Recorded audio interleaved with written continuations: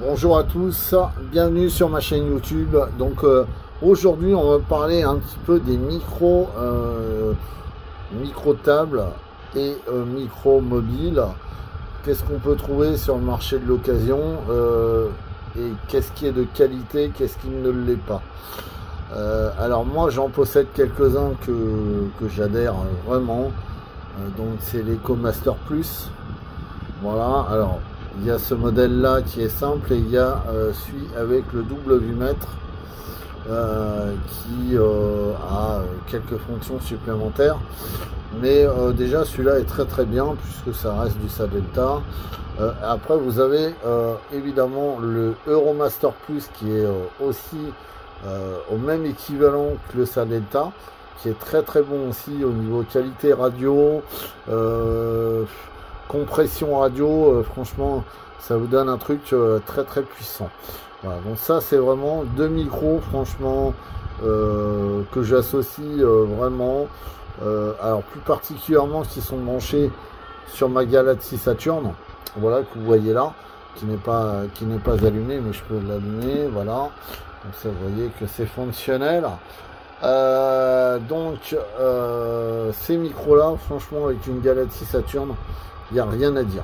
Après il y en a un autre que je vais vous présenter aussi, c'est le Sadelta Bravo Pro qui est juste là, qui lui est un micro on va dire allure beaucoup plus moderne en présentation. Alors il existe le Bravo Pro et le Master Pro qui est avec la pastille, au mieux d'être jaune, elle est rouge, et qui a tout simplement la fonction écho sur ce micro. Celui-là ne l'a pas, celui que je tiens dans les mains ne l'a pas, mais voilà, après je vous dirais que moi personnellement sur les micros j'ai jamais trop aimé l'écho. Voilà, je préfère avoir une chambre d'écho indépendante ou un poste qui génère de l'écho et régler ça correctement. Mais après chacun fait en fonction de ce qu'il a envie de faire. Voilà, voilà, donc le Sadelta Bravo Pro est un vraiment beau micro, une allure très moderne. Franchement voilà, il est ultra plat. Ça reste vraiment un micro avec un design ultra moderne comparé à ceux-là où ils sont un peu plus dans le on va dire dans le micro un petit peu plus vintage, si on peut dire ça comme ça. Et c'est vrai que pour moi ça reste quand même des très bons micros aussi, attention. Alors, vous avez la petite bannette en mousse qui est là, voilà, donc on peut retirer pour voir un peu comment c'est fait, hein. Voilà, c'est juste vraiment la petite pastille qui est juste là, mais ça reste vraiment des micros de très bonne qualité.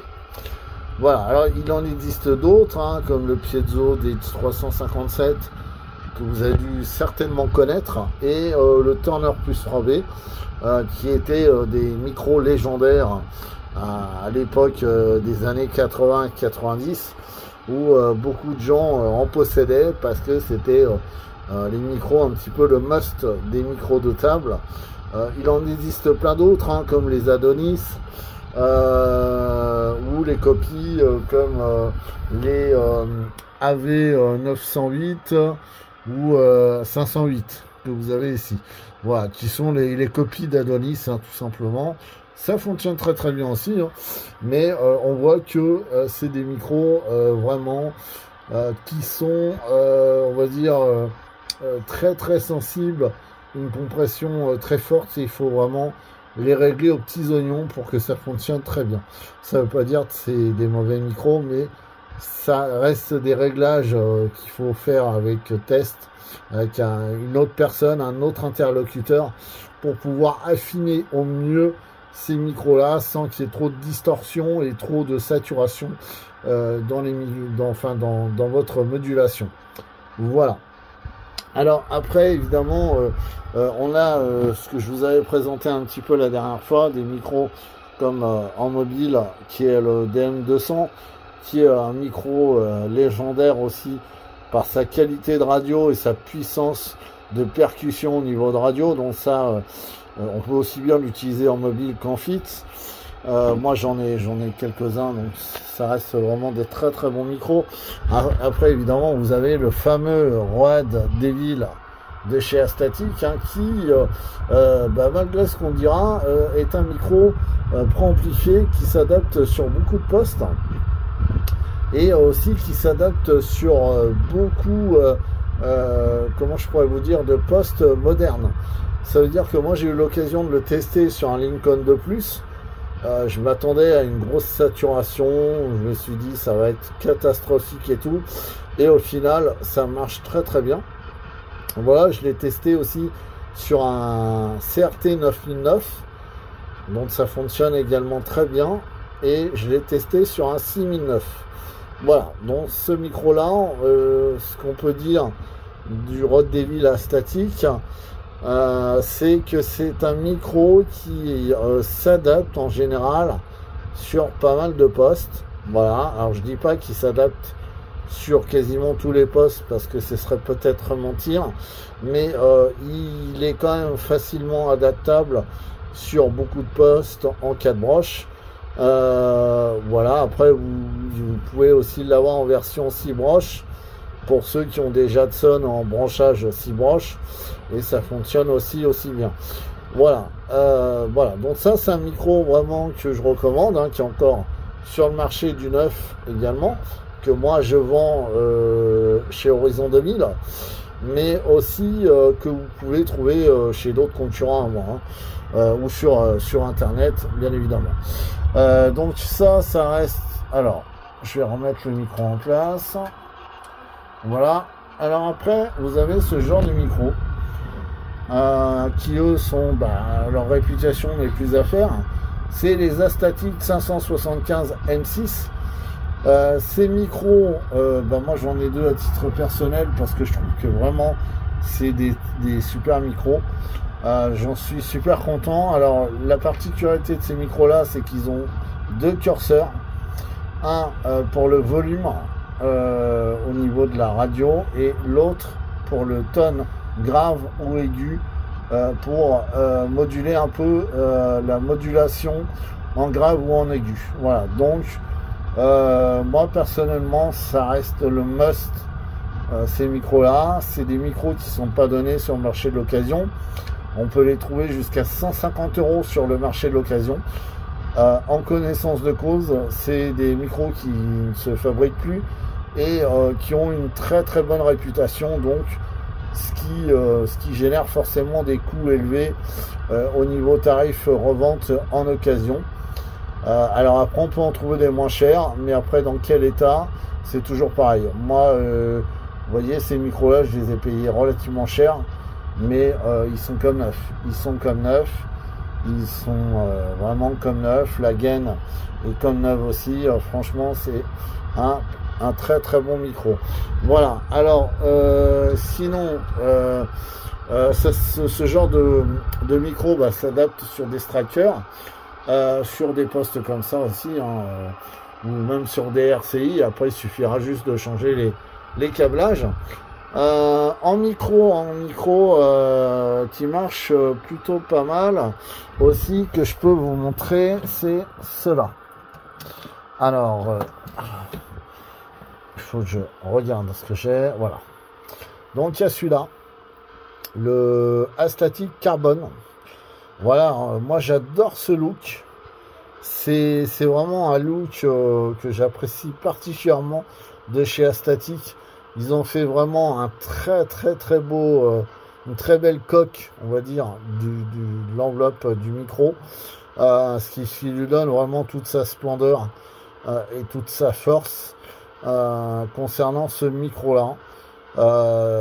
Après le seul peut-être le seul regret que je pourrais peut-être avoir, et que je trouve dommage qu'ils n'ont pas fait Astatic, c'est que ils n'ont pas fait ce micro en préamplifié, et ça je trouve ça vraiment dommage. Donc ça reste la base d'un 636L, et j'aurais préféré qu'ils fassent un micro comme ça en préampli, parce que franchement il a une putain de gueule.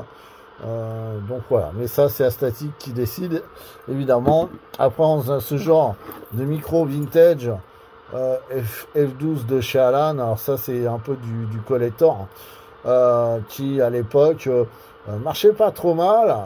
Et puis avec ses gadgets de bruit en tout genre. Moi, alors celui-là, je n'évoquerai pas ce que ça fait comme bruit. Mais voilà, vous avez eu toute une gamme à l'époque qui était sortie, des F16, enfin, voilà, des F10, des F20, des F22, où il y avait différents bruits sonores. Donc c'est un peu du gadget, mais c'est vrai que fallait oser le faire, et ils avaient osé à l'époque, Alan, le faire. Donc là, on va dire que c'est plus du collector. Voilà, ça c'est pas trouvable beaucoup. J'en ai rarement vu sur le marché de l'occasion. Et puis après, eh ben, on va avoir ce genre de micro qui est là, qui est l'Astatic américain, avec son flexible de douche, moi j'appelle ça comme ça, qui est très joli également, franchement, qui a vraiment une sacrée gueule aussi. Alors ce micro, bah, c'est pareil, le même constat que le micro carbone. Dommage qu'il soit propre amplifié. Voilà, c'est vraiment une grande désolation que ces micros-là ne soient pas préamplifiés, parce qu'ils ont un look terrible. Mais au niveau qualité de radio, bah je vous dirais que c'est pas ce qu'il y a de mieux. Ça fonctionne, hein, je vais pas vous dire que ça fonctionne pas, mais j'aurais préféré qu'il soit préamplifié. Voilà, donc là on se retrouve plus sur une base d'Astatic en micro, on va dire d'origine, sans préamplification. Mais après, je vais prendre l'exemple de ces micros-là. Ils sont bien aussi dans le sens où, par exemple, vous avez des appareils qui n'acceptent pas toujours la préamplification des TX, et qui préamplit sur un poste. Bah, des fois, ça fait une mauvaise radio. Alors même si on baisse le micro gain du TX, ça va être compliqué. Donc ça va générer en fait une saturation. Alors que ce genre de micro, ça va pas du tout générer ce genre de saturation. En plus, ils sont anti-bruit. Donc ça reste quand même un bon produit malgré tout. Mais c'est vrai que ce qui manquait à l'appel, c'est la préamplification. Je pense ou alors ils auraient dû faire deux modèles. Le modèle comme celui-là, sans préampli, et l'autre avec la préamplification, même si ça coûtait 15 balles de plus. Mais au moins on avait le choix entre deux versions d'Astatic. Voilà, donc ça reste des très bons micros, hein. La marque a fait déjà ses preuves pendant de longues années, elle continue. Donc ça c'est disponible sur commande chez moi, mais aussi sur tous les autres concurrents ou sur internet. Voilà, donc ça c'est vraiment des super micros, mais il en faut pour tout le monde, hein, bien évidemment. Vous comprendrez bien que ça reste pour moi des micros qui sont un design franchement très beau comparé à un micro d'origine des postes CB. On voit bien que ça reste quand même des micros qui ont du look. Voilà, et ça, le look aujourd'hui, c'est important pour simple raison, c'est que les constructeurs maintenant vous vendent un poste, c'est des tout petits micros de rien du tout. D'ailleurs, je vais vous prendre l'exemple, hein, pour ceux qui sont un peu novices, hein. Alors là, c'est un micro de décamétrique, mais voilà, je vais vous prendre un peu l'exemple. Voilà, c'est un peu ce genre de micro sans les boutons là. Donc ça a aucune gueule, c'est moche. C'est voilà, alors vous me direz, un micro c'est fait pour parler dedans, c'est pas fait pour être forcément joli, ok, mais je pense qu'on peut allier les deux, la beauté de la coque du micro et la qualité. Voilà, et là on se retrouve avec ce genre de micro traditionnel sur des postes CRT ou président d'ailleurs, et c'est un peu dommage. Astatic, on l'a bien compris, c'est une marque américaine. On voit tout de suite, ça jette, quoi, ça a de la gueule, quoi. Voilà, donc c'était juste cet exemple. Après, voilà, hein, c'était vraiment pour faire une petite généralité des micros. Il en existe plein d'autres, hein, bien évidemment. Mais là, je vous ai déjà présenté pas mal pas mal de gammes de micros. Hein, donc les Salenta, Euromaster, les DM200 de chez Eurocibi, Salenta, micro Salenta qui marche très très bien, Rode Devil à statique et les 575 M6 qui sont là. Hein, voilà. Donc ça marche vraiment très très bien. Voilà les amis, et ben écoutez, je vous remercie de me suivre sur ma chaîne YouTube. Je referai prochainement d'autres vidéos pour vous parler un petit peu en globalité et en généralité du matériel. Si vous avez des questions pour commencer la CB, n'hésitez pas à me poser des questions. J'essaierai de vous répondre. Alors j'ai beaucoup de messages parce que vous comprendrez bien que j'ai pas que ma chaîne YouTube à gérer, j'ai mon groupe, j'ai ma société, mais à temps perdu je me ferai une joie de vous répondre et essayer de vous orienter sur vous êtes peut-être indécis sur des choix, vous savez pas trop, vous êtes novice, et je pourrais au moins vous conseiller sur certains micros. Voilà, alors il y a aussi le NC80 de chez Kenwood qu'on trouve aussi sur le marché de l'occasion qui marche très très bien. Il y a le MC85 aussi, mais voilà, ça devient des micros rares qu'on a du mal à trouver sur le marché de l'occasion aussi. Voilà, donc 73 51 à vous tous, 88 à vous mesdames, et merci de m'avoir suivi sur cette petite vidéo, et je vous dis à très très bientôt. Ciao ciao.